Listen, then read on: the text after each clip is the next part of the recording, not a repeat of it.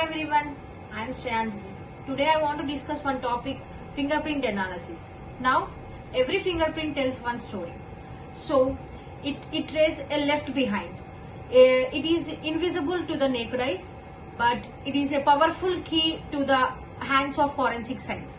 In this documentary, we uncover how fingerprints should be analyzed in different classifications.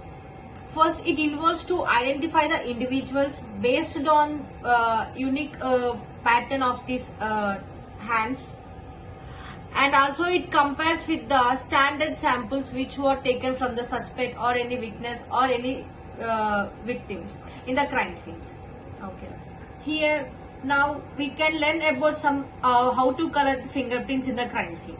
Here the investigator colored the fingerprints in the crime scene with the help of using a powders and also a chemical fuming and also a digital scanner, and they compared with the samples in the database such as like AFIS, automated fingerprints. Now let's discuss about the classification of fingerprints. Here fingerprints, there are three types: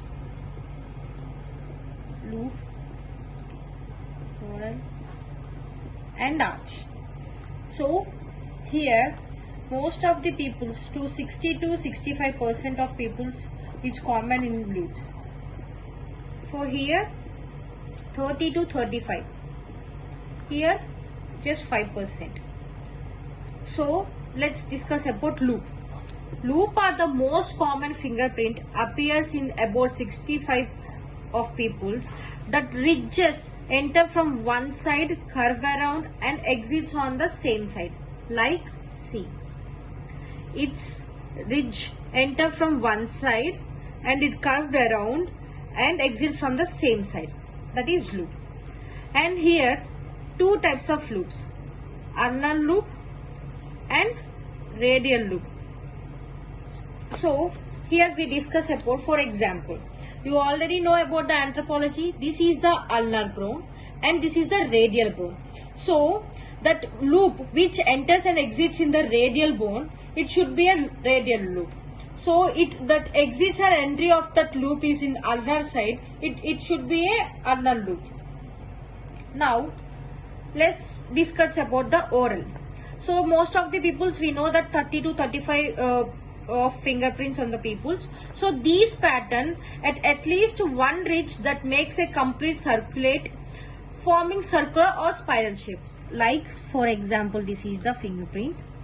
We can observe like this. It should be. So here there are different types in that whorl: a plain whorl, a central pocket, a double loop, accidental. Here now we'll discuss about the types of whorl. A plain whorl, so symmetrical spiral with two deltas. A central pocket, spiral inside a loop but the spiral does not line up with the deltas.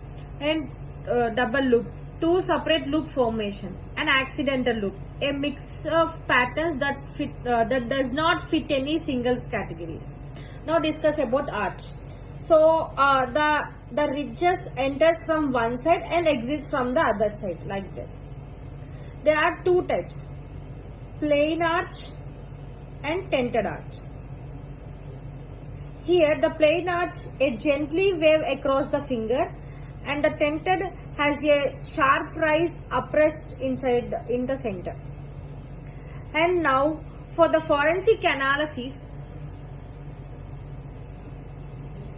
in the forensic investigation, the fingerprints can place a suspect at the scene or eliminated them from the suspicion entirely, because two fingerprints are like, not even among identical twins, they survive as unidentified evidences in court.